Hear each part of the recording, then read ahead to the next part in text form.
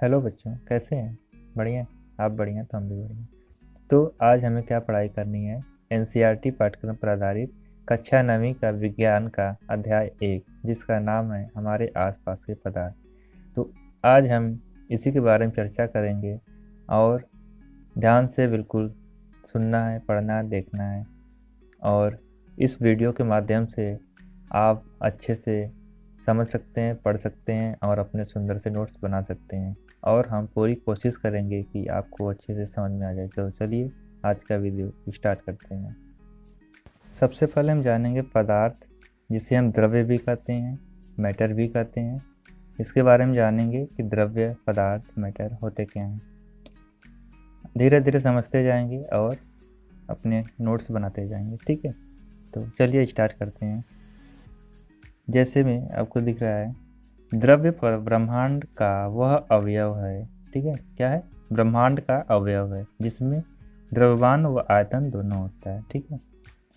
क्या होता है? द्रव्यमान व आयतन दोनों होता है और इसका अनुभव हम अपनी आँखों के द्वारा यानी कि ज्ञानेंद्रियों द्वारा कर सकते हैं, ठीक है। उदाहरण में देखिए, जल, वायु, लकड़ी, हीरा, स्टील, कांच इत्यादि। ये सभी क्या है? हमारे पदार्थ के उदाहरण हैं। आगे भी जानेंगे इसके गुणधर्म क्या हैं, द्रव्य के गुणधर्म क्या हैं, प्रॉपर्टीज ऑफ मैटर, ठीक है। तो सबसे पहले देखो क्या है यहाँ पर, यह द्रव्यमान यानी कि यह स्थान घेरता है, ठीक है। इसमें जड़त्व का गुण होता है। इसमें आयतन, भार, द्रव्यमान तीनों होता है। इनके अणुओं के मध्य क्या होता है? खाली स्थान होता है, ठीक है। तो ये क्या थे? हमारे द्रव्य के गुणधर्म। 4 गुणधर्म हैं, ठीक है। इसको याद रखना। चलो आगे बढ़ते हैं। क्या है? द्रव्य से संबंधित पद। जैसे सबसे पहले क्या दिया है यहाँ पे, पहली हेडिंग हमारी है द्रव्यमान, ठीक है। क्या है? द्रव्यमान किसी वस्तु में उपस्थित द्रव्य की वास्तविक मात्रा को ही क्या कहते हैं? द्रव्यमान कहते हैं। किसी वस्तु में उपस्थित द्रव्य की वास्तविक मात्रा को ही क्या कहते हैं? द्रव्यमान कहते हैं, ठीक है। और किसी वस्तु का जो द्रव्यमान होता है सदैव क्या होता है? निश्चित होता है, ठीक है। जिसका मान स्थान के साथ परिवर्तित नहीं होता है, ठीक है। पहली चीज हो गई। दूसरा क्या है? भार। पृथ्वी अपने केंद्र की ओर, क्या है? पृथ्वी अपने केंद्र की ओर वस्तुओं को जिस बल के द्वारा आकर्षित करती है उसे हम क्या कहते हैं? भार कहते हैं, ठीक है। इसका मान जो होता है स्थान के साथ क्या होता है? परिवर्तित होता रहता है, ठीक है। तो ये हमारा हो गया भार, जिसे वेट भी कहते हैं। चलो आगे जानते हैं आयतन क्या होता है। आयतन यानी कि वॉल्यूम। किसी वस्तु द्वारा घेरा गया स्थान उस वस्तु का क्या कहलाता है? आयतन कहलाता है, ठीक है। ये क्या थे? इनके द्रव्य से संबंधित महत्वपूर्ण पद थे जो आपको हमेशा याद रखनी है। आगे जानते हैं क्या है, भौतिक प्रकृति के आधार पर द्रव्य 3 अवस्थाओं में बांटा गया है, ठीक है। हम सभी को पता है, पहला ठोस, दूसरा द्रव्य, तीसरा क्या होता है? गैस होता है, ठीक है। तीसरा होता है गैस। तो चलो सबसे पहले जानते हैं ठोस क्या होता है। द्रव्य की वह अवस्था जिसका आकार व आयतन दोनों ही क्या होता है? निश्चित होता है, और उसे हम कहते क्या हैं? ठोस कहते हैं। जैसे मैं देखो उदाहरण दिया है, पत्थर, लकड़ी, बर्फ, सोना, चांदी, यानी जितने भी ये जटिल पदार्थ हैं ये सभी क्या हैं? ठोस है, ठीक है। आइए दूसरा जानते हैं द्रव्य। दूसरी अवस्था हमारी कौन सी है? द्रव यानी कि लिक्विड। द्रव की वह अवस्था जिसका आयतन निश्चित होता है परंतु आकार निश्चित नहीं होता है, क्या कहलाता है? हमारा द्रव कहलाता है। उदाहरण में जल, तेल, यानी कि जितने भी लिक्विड पार्ट हैं ये सभी क्या होते हैं? हमारे द्रव होते हैं, ठीक है। आगे क्या है? गैस। गैस हम सभी को पता है गैसें क्या होती हैं। देखो, द्रव की वह अवस्था, इसमें क्या होता है, आकार निश्चित होता है, सॉरी, ना तो आकार निश्चित होता है और ना ही आयतन निश्चित होता है। क्या कहलाता है, गैस कहलाता है। जैसे में देख लीजिए, हाइड्रोजन हो गया हमारा, हीलियम हो गया, जलवाष्प हो गया, ठीक है, जलवाष्प हो गया, और ऑक्सीजन हो गया, CO2 हो गया, इत्यादि सभी गैसें क्या है हमारी, ये सभी क्या है, गैस हैं, ठीक है। तो ये भौतिक अवस्था के आधार पर थी, 3 अवस्थाएं पदार्थ की। आगे जानते हैं, ठोस, द्रव और गैस के अतिरिक्त द्रव की 2 अन्य अवस्थाएं भी होती हैं। हालांकि ये कभी पूछता नहीं है, लेकिन जानना हमें ज़रूरी है। तो चलिए स्टार्ट करते हैं। सबसे पहला जानेंगे हम प्लाज्मा। प्लाज्मा क्या होता है, द्रव की वह अवस्था जिसमें उच्च ताप पर द्रव के परमाणु आयनिक अवस्था में होते हैं। क्या होते हैं, यानी कि हाई टेम्परेचर पर द्रव्य के परमाणु आयनिक अवस्था में होते हैं। आयनिक मतलब धनात्मक रूप में भी हो सकते हैं और ऋणात्मक रूप में भी हो सकते हैं, ठीक। यह अवस्था विद्युत की सुचालक होते हैं, ठीक है। जैसे में उदाहरण में याद रखना, फ्लोरेसेंट ट्यूब हो गया और नियॉन बल्ब, इसमें प्लाज्मा का प्रयोग किया जाता है, ठीक है। ये क्या है, हमारे पदार्थ की अन्य अवस्था है। उदाहरण में फ्लोरेसेंट ट्यूब हो गया और नियॉन बल्ब हो गया। दूसरा है बोस आइंस्टीन कंडेंसेट। क्या है, बोस आइंस्टीन कंडेंसेट। इसमें हम देखेंगे द्रव की वह अवस्था जो अत्यधिक निम्न ताप पर क्या होती है, प्राप्त होती है। क्या होती है, अत्यधिक निम्न ताप पर प्राप्त होती है, ठीक है। आगे जानेंगे द्रव्य का अवस्था परिवर्तन, ठीक है, यानी कि कोई पदार्थ है उसका अवस्था परिवर्तन होता है तो वो क्या कहलाता है। देखो, कोई भी पदार्थ ठोस है हमारा, ठीक है, यदि वह ठोस अवस्था से द्रव अवस्था में जा रहा है, क्या हो रहा है, ठोस अवस्था से द्रव अवस्था में जा रहा है, तो उसे हम क्या कहेंगे, गलनांक कहेंगे, ठीक है। क्या कहेंगे, गलनांक कहेंगे। यदि उसी का उल्टा अगर किया जाए, कोई द्रव ठोस अवस्था में परिवर्तित हो रहा है तो उसे हम क्या कहेंगे, हिमायन या हिमांक या जमना, ठीक है। क्या कहेंगे, यहाँ पे आपको दिख रहा होगा, ठोस अवस्था से द्रव अवस्था में परिवर्तित हो रहा है तो गलनांक करा रहे हैं, और द्रव अवस्था से ठोस अवस्था में परिवर्तित हो रहा है तो हिमायन कहला रहा है, ठीक है। आगे देखिए, यदि कोई द्रव पदार्थ जो है किस में परिवर्तित हो रहा है, गैस में। कोई द्रव पदार्थ गैस में परिवर्तित हो रहा है, ठीक है, उस अवस्था को हम क्या कहते हैं, वाष्पन कहते हैं। क्या कहते हैं, वाष्पन कहते हैं। और यदि कोई गैस पुनः द्रव अवस्था में परिवर्तित हो रहा है तो इस अवस्था को हम क्या कहते हैं, संघनन कहते हैं। क्या कहते हैं, संघनन कहते हैं, ठीक है। जैसा कि यहाँ पे आपको दिख रहा है, द्रव से गैस परिवर्तित हो रहा है तो वाष्पन है, और गैस से द्रव हो रहा है तो संघनन है। आगे जानेंगे हम, ठोस अवस्था से यदि ठोस अवस्था से सीधे किस में परिवर्तित हो रहा है, गैस, यानी कोई ठोस पदार्थ सीधे गैस पदार्थ में परिवर्तित हो रहा है, उसको हम क्या कहेंगे, ऊर्ध्वपातन। क्या कहेंगे, ऊर्ध्वपातन। और यदि कोई गैस पदार्थ ठोस पदार्थ में परिवर्तित हो रहा है तो उसको क्या कहेंगे, दृढ़ीकरण बोल सकते हैं या प्रति ऊर्ध्वपातन। क्या कहेंगे, दृढ़ीकरण या प्रति ऊर्ध्वपातन। जैसे यहाँ पे दिख रहा है, कोई ठोस पदार्थ गैस पदार्थ में परिवर्तित हो रहा है तो ऊर्ध्वपातन हो गया, और पुनः गैस पदार्थ ठोस पदार्थ में परिवर्तित हो रहा है तो प्रति ऊर्ध्वपातन, ठीक है। ये क्या थी, हमारी तीनों गैस की अवस्था परिवर्तन थी, ठीक है। और ये कैसे सा होता है, ताप या दाब के प्रभाव के कारण द्रव्य के एक अवस्था से दूसरी अवस्था में परिवर्तन की प्रक्रिया ही हमारी क्या होती है, अवस्था परिवर्तन कहलाती है, ठीक है। आइए देखते हैं कि कैसे क्या होता है।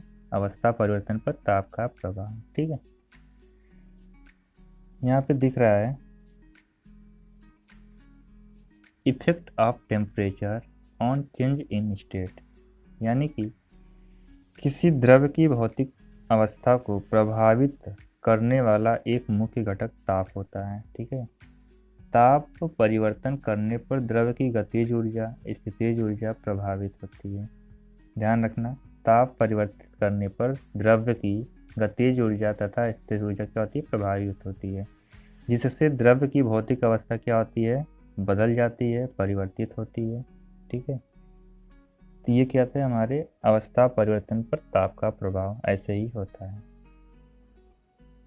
देख लो यहाँ पे, ठोस अवस्था से किधर जाएगी, गैस अवस्था में, तब क्या होगा, ताप में वृद्धि होगी।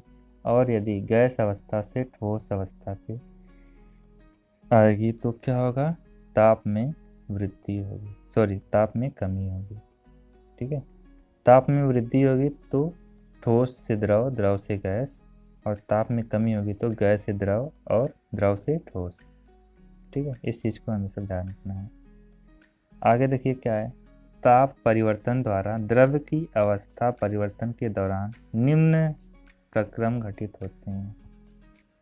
जैसा कि हमने अभी जाना कि ठोस अवस्था से द्रव अवस्था में और द्रव अवस्था से गैस अवस्था में, इसमें कौन कौन से प्रक्रम किस तरह से होते हैं। तो सबसे पहले हम क्या जानेंगे,